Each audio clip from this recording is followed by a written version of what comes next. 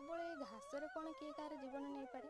आज्ञा हाँ, जितेबाला महाभारत युद्ध चलता से टाइम रे स्वयं बलराम प्रभु निजर आत्मस्वजन मानकर हरेबल डेथ देखापी चाहून से से कुरुक्षेत्र बहुत दूर को तीर्थयात्रा बाहरी पड़ते से जाकि नैमिष अरण्य पहुँची जो कि मुनि ऋषि मैंने एकाठी होते यज्ञ करने लगे। तो जितेबाला स्वयं बलराम प्रभु पहुँची बलराम प्रभु होती स्वयं यज्ञ पुरुष से साष्टांग दंडवत करते प्रार्थना करते आरती करने लगे किंतु सेठारे जड़े थे जी कि निज आसन उठी नथिले सी होउचंदी रोमहर्षण जहाँ को ऋषि माने चयन करथिले वेद आसन रे बसैकी वेदर चर्चा करने बलराम प्रभु भाविले कि से हेइथांती ऋषि मुनि हेइ पारंती ज्ञानी किंतु से फॉल्स प्राइड आउ आरोगेन रे से निजको डुबेकी रखिचंती नो कैरेक्टर नो कंडक्ट सेथिलागी से गोटे छोट घास रे को एमिति गदा नुहे कि धनुष नुहे केवल छोट घासटी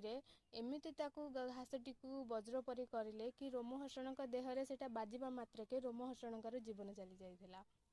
तो ऋषिमुनि माने कहले कि से आमर आशीर्वाद थिला तांको ऊपर तो से केमि माने कौन हेबो ए खिणा। तो बलराम प्रभु कौन करथिले ना रोमहर्षण जगार तांको पुत्र सूत गोस्वामी महाराज को से आसन रे बसाइथिले कहीं पितांक रिप्रेजेंटेटिव भाव में पुत्र ही आग को बाहरी थाए।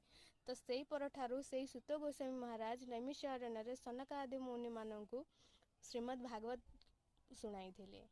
तो एमिति बलराम प्रभुंकर स्टोरी जानिबा पई मते सब्सक्राइब करंतु। हरे कृष्णा हरि बोल।